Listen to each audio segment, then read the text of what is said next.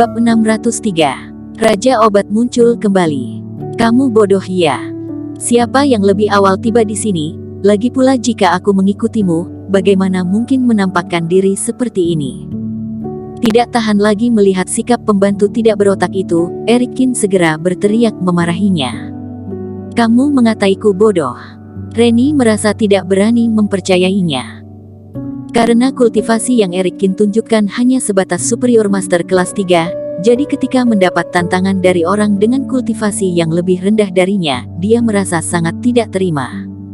Tidak, kamu adalah idiot ditambah bodoh. Erikin malas sekali membuang waktu untuk berbicara dengannya. Langsung melangkah ke dalam, perlahan menghilang di balik asap putih itu. Berhenti kamu, menyebalkan sekali. Reni terus menghentakkan kaki dengan kesal. Perempuan di samping menggelengkan kepala, meski munculnya Erikin di sana membuatnya sangat terkejut, tetapi jika dipikir-pikir itu bukanlah hal yang mustahil. Emosi Reni memang terlalu keras dan berlebihan.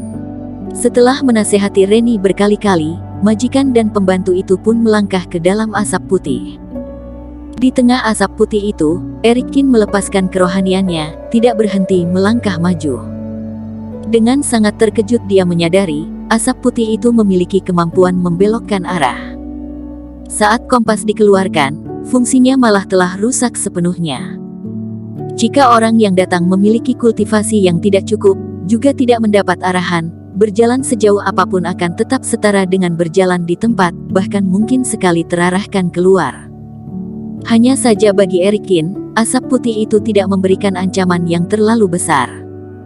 Meski hanya berpura-pura sebagai superior master kelas 3, dia tetap bisa masuk ke dalam.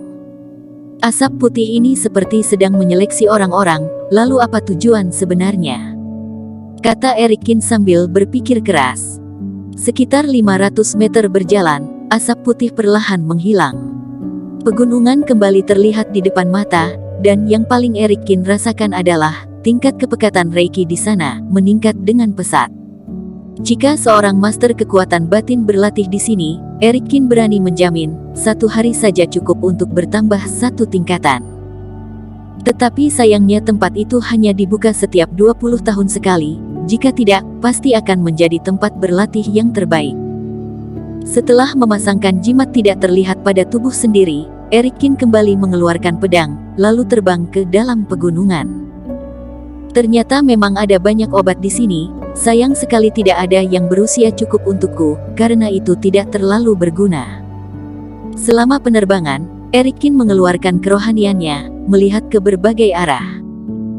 Memang benar kata Zenet, di dalam wilayah rahasia, obat mujarab tersebar di mana-mana, tetapi tidak lagi cocok untuk dirinya. Hanya ketika bertemu dengan obat mujarab berusia 100 tahun ke atas Erikin akan turun untuk memetik sebagian. Tetapi meski demikian, dalam waktu singkat saja dia sudah memperoleh banyak hasil. Dan saat menginjak sebuah Rhinoutria multiflora berusia 300 tahun, tiba-tiba terdengar raungan keras dari arah belakang Erikin. Seekor serigala liar bergigi tajam tengah menggesekkan kaki, menyerbu ke arah Erikin. Besar sekali serigalanya. Erikin segera mengangkat kaki, menendang serigala liar itu hingga terlempar sangat jauh. Serigala itu tergeletak ke tanah, memiliki panjang tubuh mencapai 3 meter, sama sekali tidak berlebihan jika menyebutnya sebagai harimau buas. Dia menatap Erikin dengan ketakutan, lalu berlari pergi dengan ekor menjulur ke bawah. Ternyata juga punya sedikit akal sehat, kata Erikin dalam hati dengan perasaan kagum. Kelihatannya tidak hanya pejuang, hewan-hewan liar yang tinggal di daerah itu juga menelan Reiki siang malam, ikut menjadi berbeda dengan dunia luar. Lanjut melangkah ke depan, Erikin menyadari, semakin dalam, kualitas obat mujarab yang didapatkan semakin baik, tentu saja jumlah bertemu hewan liar juga semakin sering. Dia tidak henti-hentinya melihat pejuang dan hewan liar saling membunuh, ada yang menang dalam pertarungan, ada juga yang gugur dan menjadi santapan dari hewan-hewan liar itu. Lalu kemana perginya Zenet? Erikin juga tidak sengaja mencarinya, wilayah pegunungan itu sangat luas, namun yang masuk tidaklah banyak, wajar saja jika tidak bertemu dengannya. Akhirnya, Erikin menemukan sebuah ginseng berusia ribuan tahun di bawah kaki sebuah gunung besar. Benda itu diselimuti oleh reiki dari berbagai arah, bahkan rumput dan bunga di sekitar pun tumbuh sangat subur, menutupi ginseng itu di bagian dalam. Tidak jauh dari tempat ginseng itu berada, terdengar suara pertarungan yang sangat sengit. Dua orang sedang memegang pedang, bertarung tiada henti melawan beberapa ekor harimau buas. Hari-hari menyerap hawa yang kuat, kini harimau pun menjadi sangat menakutkan. Erikin merasa sedikit terkejut, harimau-harimau itu telah memiliki pil dalam tubuh, seekor harimau yang menjadi ketua, bahkan hampir memiliki kultivasi yang setara seorang Grand Superior Master. Lagi-lagi perempuan ini. Yang lebih membuat Erik kehabisan kata-kata adalah, lawan dari harimau-harimau itu adalah majikan dan pembantu yang dia jumpai saat berada di luar asap putih tadi. Erikin tidak terburu-buru turun tangan, hanya mengamati pertarungan itu di tengah udara. Saat ini perempuan itu mengerahkan seluruh energi dalam tubuhnya, kultivasi Grand Superior Master terpancar semua, tetapi malah dikepung oleh beberapa ekor harimau setingkat Superior Master. Gerakannya menjadi sedikit kaku, tangan dan kaki kehabisan akal, kelihatan jelas dia jarang sekali bertarung. Sebaliknya Reni malah menggunakan setiap teknik dengan sangat sempurna. Setiap kibasan pedangnya menghasilkan luka pada badan harimau-harimau itu. Kelompok harimau itu bukan tandingan mereka, seharusnya akan segera pergi. Erikin melihatnya sekilas, mengambil keputusan demikian. Perempuan itu mulai merasa panik, tetapi setelah menenangkan diri lagi, kekuatan Grand Superior Master miliknya pun menjadi semakin besar. Erikin kembali mengalihkan pandangan ke sisi lain gunung, lalu tersenyum kecil. Ternyata sekelompok orang itu cukup sabar juga, hingga sekarang masih setia menunggu.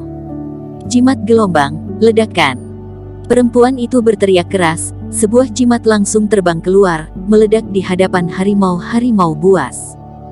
Tercipta satu demi satu gelombang yang menyebar ke segala arah. Harimau-harimau yang tidak siap itu, langsung terlempar mundur karena tenaga kuat itu. Setelah menumbangkan puluhan pohon, badan besar itu menghantam batu besar dan membuatnya runtuh. Bersamaan dengan itu, Reni juga berhasil memenangkan pertarungan. Seekor harimau buas tergeletak ke tanah. Harimau besar meraung, berbalik badan melarikan diri. Reni yang masih berencana mengejarnya, segera dicegat oleh perempuan itu. Raja obat jauh lebih penting. Melihat daun-daun segar ginseng di permukaan tanah, kedua perempuan pun menghela nafas panjang. Keringat bermunculan di kening, terlihat jelas pertarungan barusan menguras tidak sedikit energi. Tetapi dengan adanya Raja Obat, segalanya terasa pantas. Perempuan itu menghampirinya, bersiap-siap menggali ginseng keluar dari dalam tanah. Di saat inilah, terjadi keajaiban. Beberapa bola bulat terbang dari jauh, jatuh ke sisi kaki keduanya, setelah itu asap tebal membumbung tinggi. Jangan dihirup, ada racunnya. Baru menghirup sedikit asap, raut wajah perempuan itu berubah drastis, dengan segera meniupnya hingga terbang jauh. Setelah itu dia merasa pusing, badan menjadi lemas, sontak jatuh tergeletak ke tanah. Reni yang berada di samping mendapat peringatan, namun juga terlanjur menghirup sebagian kecil asap, segera melihat ke berbagai arah dengan wajah memucat. Haha, reaksi yang cukup cepat juga, namun sayangnya masih saja terlambat. Saat ini, muncullah sebuah suara tawa dari lembah gunung, beberapa laki-laki datang menghampiri. Reni masih berencana menghadang mereka, tetapi malah terlempar jauh akibat sebuah tamparan dari salah satu laki-laki. Kalian sudah sembunyi di sini sejak lama. Raut wajah perempuan itu berubah drastis, menggigit gigi menatap beberapa orang yang datang. Tidak bodoh juga. Seorang laki-laki yang memimpin kelompok itu tertawa lebar, melihat paras perempuan secantik itu, ekspresi wajah mulai tergila-gila. Gadis kecil memiliki kultivasi yang sangat baik, parasmu juga begitu menggoda. Terima kasih pada kalian yang sudah menjagakan Raja Obat untukku. Hei kalian datang demi Raja Obat ini kan? Kami akan menyerahkan benda ini, tetapi lepaskan kami. Kata perempuan itu sambil berusaha menenangkan diri. Tidak bisa begitu, baru berusia sangat muda kalian sudah memiliki kultivasi setinggi ini, Pasti memiliki latar belakang yang tidak biasa. Kami tentu tidak ingin mencari masalah untuk diri sendiri, juga tidak ingin meninggalkan jejak apapun. Kata laki-laki itu sambil tertawa dingin. Tadinya ingin langsung membunuhmu, tetapi kini kelihatannya aku harus berubah pikiran. Laki-laki itu menjilat bibir sendiri, tatapan mesum membuat badan perempuan itu gemetaran. Jika kamu berani melakukan sesuatu padaku, maka kalian ditakdirkan mati tanpa ada tempat untuk dikuburkan. Kata perempuan itu mengancam. Bersambung. Terima kasih telah menonton video ini sampai akhir. Jangan lupa subscribe dan nantikan kisah episode selanjutnya hanya di Novel Story. Salam.